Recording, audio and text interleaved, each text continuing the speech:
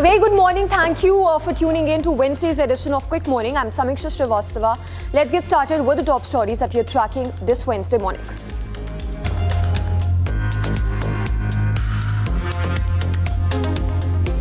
President Droupadi Murmu will address the nation today on the eve of the 78th Independence Day. Her speech will be broadcast across Akashvani's national network in all Doordarshan channels. It will be broadcast in English, Hindi and various other regional languages. Ahead of the 78th Independence Day, security measures have been heightened in the Samba district of J&K. Authorities have deployed additional police forces in the region and are conducting extensive checks as well. They've also set up barriers in key areas to prevent any potential threats or disruptions ahead of Independence Day. Enhanced surveillance and intel operations are also in place to monitor and address any security concerns. In fact, these steps come after back-to-back terror activities jolted the valley in the past few months. The Court of Arbitration for Sports verdict in the case of wrestler Vinesh Phogat has been delayed once again. The new deadline set by the CAS for the verdict is now 16th of August, which is day after tomorrow. The Indian wrestler was disqualified from the 50 kg freestyle wrestling gold medal match at the Paris Olympics for being 100 grams overweight. If decision comes in favor of Vinesh Phogat, she will win a joint silver medal. फैसला तो आया नहीं है, सिर्फ CAS का एक mail आया है कि उन्होंने टाइम एक्सटेंशन ले लिया है 16 तारीख तक 6 PM पेरिस टाइम, जो 9:30 बजे इंडिया टाइम होगा। 16 तारीख तक 9:30 बजे इंडिया टाइम तक उन्होंने एक्सटेंशन ले लिया। So we are hopeful, as I said before as well, we are hopeful and we hope the decision is in Vinesh's favor. Meanwhile, Vinesh's uncle and former wrestler Mahavir Phogat has expressed concerns that the decision will come in favor of Vinesh Phogat and that Vinesh will be awarded a silver medal. He further added that he will convince her to take back her decision of taking retirement from the sport and start preparing for the 2028 Olympics in LA. तो CAS जो फैसला जो देगी, हमें जो है तय दिल से उसको स्वीकार करेंगे और हमें पूरी आस उम्मीद है कोर्ट से, CAS से, कि हमारे पक्ष में फैसला जो 116 करोड़ भारतवासी इस चीज़ का फैसले का इंतजार करें। हमें उम्मीद है वो फैसला हमारे हक में आएगा। इंतज़ार करते हैं, जो इंतज़ार बहुत कठिन काम होता है। इंतज़ार जो घड़ियाँ बहुत लंबी होती हैं। Now, following Calcutta High Court's directive, the Central Bureau of Investigation has officially taken over the investigation into rape and murder of 31-year-old trainee doctor in Kolkata. In fact, a specialized medical and forensic team from the national capital will reach Kolkata today itself to assist in the investigation. The court has ordered local police to also transfer all documents and evidence to the CBI due to concerns about potential evidence destruction. The State Council has been instructed to provide the case diary and records by 10 AM today. The CBI is required to submit periodically updates related to the case. मुझे लगता है कि ये बहुत अच्छी बात है। हम लोग स्वागत करते हैं कि CBI जांच हो रही है, लेकिन कहीं ना कहीं कुछ बड़े लोगों को, जिन्होंने श्रेय दिया था इस शख्स को, और बाकी लोगों की इसमें ज़रूर मिली भगत है। ममता बनर्जी चुप है, नाम नहीं ले रही है, लेकिन सब जानते हैं कि इस अकेले ही इस आदमी का काम नहीं है। और सबसे ज़रूरी चीज़, इस आदमी को इतनी एक्सेस कैसे मिली जब इसके विरोध इतने ढेर सारे पुराने भी मामलों में बहुत ही घिनौने इल्ज़ाम थे। After holding meet with Union Minister JP Nadda, Federation of Resident Doctors Association called off its strike to protest against the rape and murder of trainee doctor in Kolkata. The 4-day president Aviral Mathur announced that their reformulated demands were presented and accepted by the Union Minister. JP Nadda has assured the doctors of a safe working environment and a timely response to their concerns. A panel including FODA representatives will be formed to address these issues. हमारी क्योंकि सारी जो मांगें थीं, जैसा हमारी press release में था, उनको अभी मांग लिया गया है। तो हमें ये सोचते हुए लग रहा है, हम सब ने आपस में डिस्कशन किया है कि एज अ संस्था जो हमारी फोडा है, हम लोग की सारी डिमांड्स मानने की वजह से हम ये स्ट्राइक को अब विराम देंगे, हम इसे कॉल ऑफ करेंगे।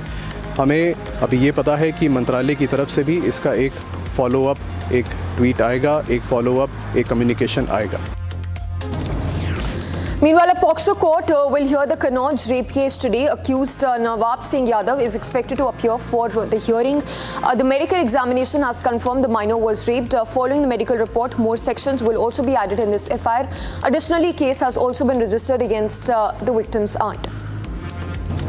Top court will hear Delhi Chief Minister and AAP convener Arvind Kejriwal's plea that challenges his arrest and bail application in the liquor policy irregularities case. The high-profile case involves accusations that Kejriwal and other officials engaged in misconduct or corruption related to implementation of now-scrapped liquor policy. The top court's upcoming hearing will address the validity of his arrest and evaluate whether he should be granted bail or not, reflecting the seriousness of the charges and significant political implications in this case. A delegation from the YSRCP will meet the National SC Commission in the National Capital today itself. The delegation includes leaders MP Gurumurthy, former ministers Adi Mulapu Suresh and Merugu Nagarjuna, among others. The party will also file a formal complaint concerning the recent acts of vandalism on Dr. B.R. Ambedkar's statue at the Ambedkar Smriti Vanam located in Vijayawada. Former Prime Minister of Bangladesh, Sheikh Hasina, has released a statement through her son, Saji Wazib Joy. In a first statement since stepping down from her position as Prime Minister and fleeing the country, Sheikh Hasina has sought justice and has appealed to her countrymen to observe 15th August as National Mourning Day. This came after a murder case was filed against her and 6 others for killing a grocery shop owner last month.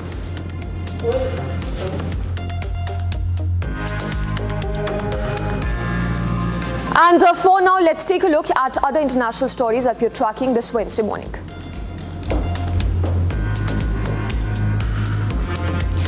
And before we get started with international stories, a look at the top business stories. Finance Minister Nirmala Sitharaman has expressed desire to lower taxes for recognizing that India needs substantial funding to address its challenges. The challenges include climate commitments and energy transition, among others. The finance minister also noted that India has independently financed its Paris climate agreement climate goals and emphasized the importance of generating revenue without burdening citizens. The finance minister also encouraged students to innovate in renewable energy storage and even highlighted India's feats in space research and indigenous 5G technology. The finance minister also acknowledged BSNL's progress and 4G and assured that support for 5G shall continue. India's smartphone market has grown by 3.2% in quarter 2 of 2024. Over 39 million units have been shipped in the second quarter, with Vivo leading the market with over 16% share. Apple dominated the super premium segment with an 83% share. Xiaomi and Samsung meanwhile followed next. Apple's share in premium segment rose to 61% and entry premium segment grew significantly to 30% market share. The 5G smartphone segment saw substantial growth despite a 22% drop in average selling prices. Starbucks Corporation has appointed Brian Nicole as the CEO and Mexican Grill as its next new CEO and chairman. Nico will replace Lakshman Narayan Simhan. His appointment comes at a time when Starbucks is facing declining shares and activist investor pressure as well. Starbucks stock rose by over 15% in pre-market trading following the announcement, while Chiptol's shares fell by 8.3%. The shake-up Starbucks emphasized that the leadership change was a planned decision rather than a reaction to outside pressures. US producer prices saw a modest 0.1% increase in the month of July. This was driven by a rise in energy costs. The producer index price index for final demand edged up from June's 0.2% increase, while a 2.2% year-on-year rise. Goods prices, particularly energy, rebounded with a 0.6% increase, while services prices fell by less than 1%. This is the largest drop since the month of March last year. Core PPI, which excludes food and energy as well as trade, increased by 0.3%. The data suggests cooling inflation amid rising expectations for a possible rate cut due to weakening labor market conditions and a high unemployment rate. UBS Global Research has reduced its US recession probability forecast to 53% in July from 60% earlier this year. This move signals stabilization in economic conditions. Despite ongoing risks, the revised forecast reflects stable economic data and a slowdown in growth expectations. And although the yield curve inversion and credit market indicators still signal recession fears, the overall probability has decreased, suggesting some easing. UBS attributes the company's resilience to strong consumer spending, but warns that the economy remains vulnerable to potential shocks as fiscal support diminishes.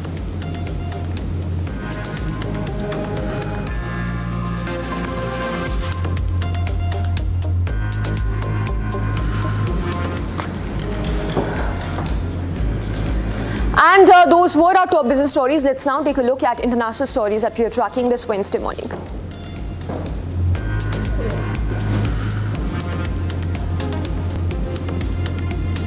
Palestinian envoy Riyad Mansour delivered a rebuke to the United Nations. In fact, stinging remarks against the UN Security Council condemning its inaction regarding Israeli actions in Gaza region. Addressing diplomats at the Security Council, Mansour asserted that the United Nations has a responsibility to react to save human lives and preserve the foundations for peace and security for all, not just for some.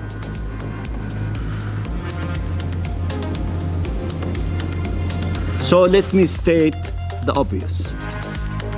Israel does not care about your condemnations. Let me repeat. Israel does not care about your condemnations.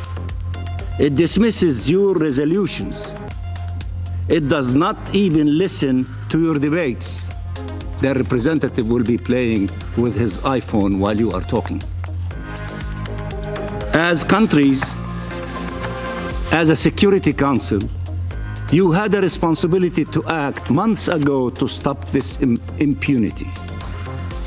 As the genocide continues, you have a responsibility to react, to save human lives, and preserve the foundations for peace and security for all, not just for some.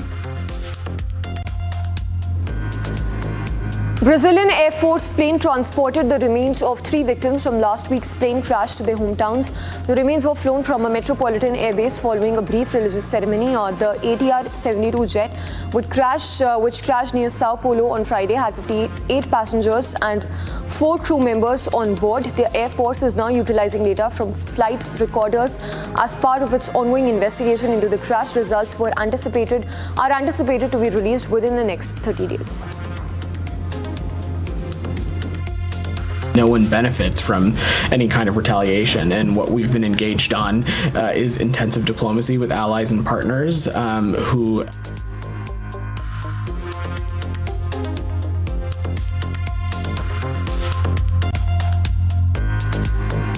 United Nations Security Council received a stark warning regarding the escalating conflict in Gaza and Lebanon, highlighting the urgent need for a ceasefire deal, release of hostages and increased humanitarian assistance. Under Secretary General Rosemary addressed the Council, emphasizing the desperate need to reach a ceasefire deal at the earliest and scale up humanitarian assistance following an Israeli strike on a school in Gaza region. In fact, the attack has intensified calls for an immediate cessation of hostilities to address the humanitarian crisis in Gaza. She even praised the ongoing diplomatic efforts by Egypt, Qatar and United States that are aimed at negotiating a ceasefire between the conflicting parties. Once again, the Council is coming together to discuss alarming developments and increasing tensions in the Middle East. The devastating Israeli attack on the El Tiban school in Gaza City, which prompted this meeting, points once again to the desperate need to reach a ceasefire, free the hostages, and scale up humanitarian aid to Gaza. The Secretary General condemned the continued loss of life in Gaza following another attack on a school sheltering hundreds of displaced Palestinian families.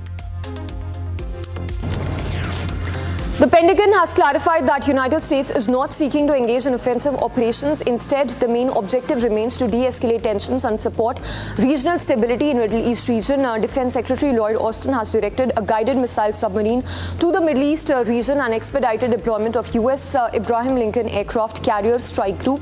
This strategic enhancement follows concerns that Iran or its proxies might launch a strike against Israel in the coming days. The move comes amid heightened regional tensions following the the assassination of Hamas political leader Ismail Haniyeh in Tehran and senior Hezbollah commander in Beirut region, the US and its allies are now actively working to broker a ceasefire deal between Israel and Hamas to stabilize the situation in the Middle East region. Russian military displayed its latest advances weaponry at the Army Forum 2024 that was held in Moscow. The exhibition featured a range of cutting-edge weaponry and military technology as well. The Russian Defense Ministry even announced contracts approximately 500 billion rubles were signed during this forum. These agreements encompass the supply of modernized equipment, including heavy flamethrower systems, tanks, helicopters, guided missiles and anti-sabotage boats as well. The forum conducted by Russia was a platform to showcase its military capability and latest technological developments amidst the conflict in the Ukraine region. Ukraine's military chief has informed President Zelensky that Ukrainian forces now control 74 settlements within Russia's Kursk region. The incursion, which began 8 days ago, marks the largest Ukrainian attack on Russian soil yet. This offensive is notable for its unprecedented nature as it involves Ukrainian military units operating within Russian borders. At least 20,000 demonstrators flooded the streets in Slovakia cities to voice their disagreement with Prime Minister Robert Fico's administration. The protesters even accused the government of undermining Slovakia's cultural institutions and justice system. The rally that was organized by two opposition parties was sparked by recent decisions made by Culture Minister. Protesters even gathered to express their dissatisfaction with moves they believe threaten the integrity of Slovakia's cultural and legal framework. Firefighting efforts have intensified in Bosnia region as helicopters were deployed to control a severe wildfire that has been raging at elevations of 2,000 meters and more. The blaze, which ignited on Sunday, has already devastated centuries-old forest land, which also led to significant ecological impact. The fire has consumed vast stretches of ancient forest, which is a crucial ecological zone. Phogat's mayor has also expressed cautious optimism regarding the containment efforts. Meanwhile, Heightened residents have returned to their homes to recover what remained in the charred debris left by wildfires. A devastating blaze which has claimed at least one life and multiple evacuation left a path of trail of destruction. The firefighters are now looking to extinguish the remaining slow-burning areas after intense fires had subsided. Strong winds that had exacerbated the flames over the weekend had eased with fire under partial control. Greece has requested international assistance through Europe's joint disaster response mechanism.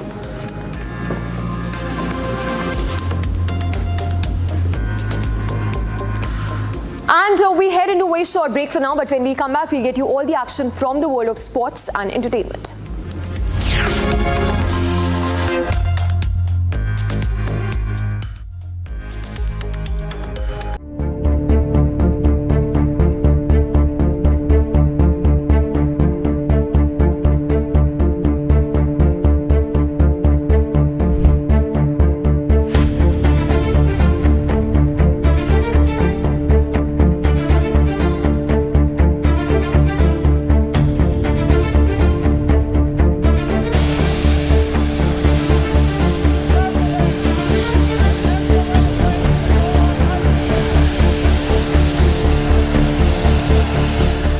I think we have the worst inflation we've had in 100 years. They say it's 48 years. I don't believe it. I think we have the worst. They don't include a lot of the items that should be included.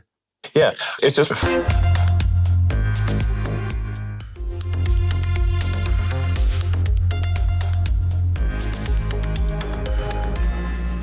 Welcome back. Thank you for staying tuned. Let's now get started with all the action that we're tracking from the world of sports.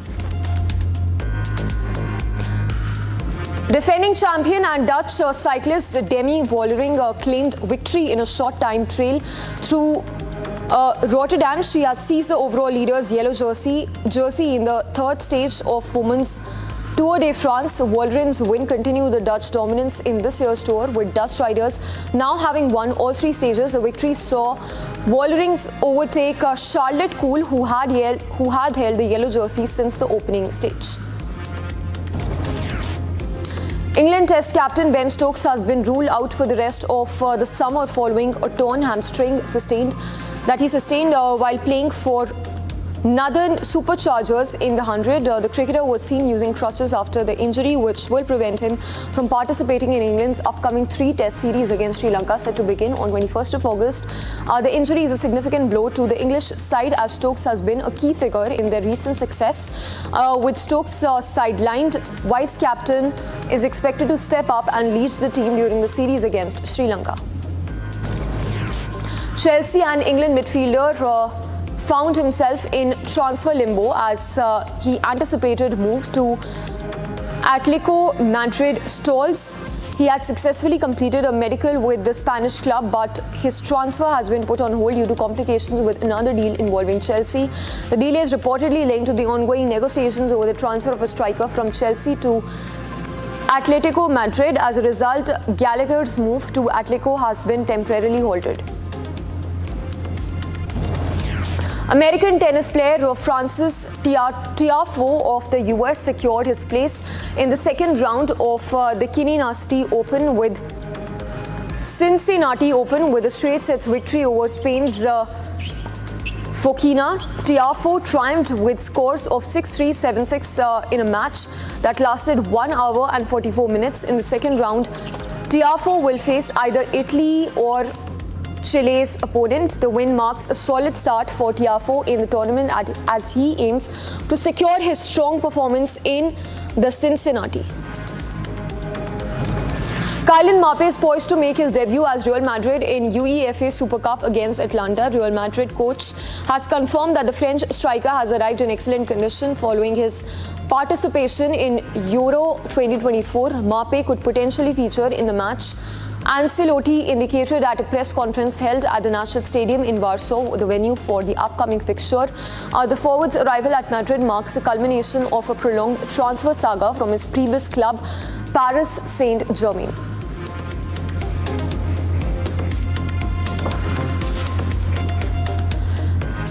And that was all the action that you're tracking from the world of sports. Let's now take a look at all that's making news from the world of glitz and glamour.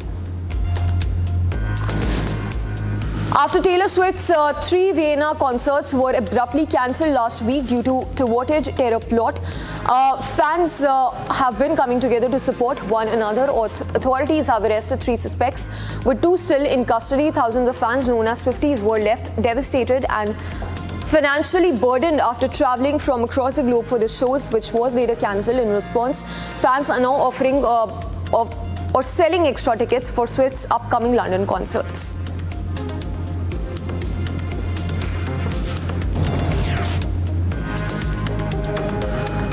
London is now rolling out red carpet for Taylor Swift fans as they prepare for a return to Wembley Stadium. A new mural celebrating the pop star was unveiled, marking a festive tribute to her connection with the city.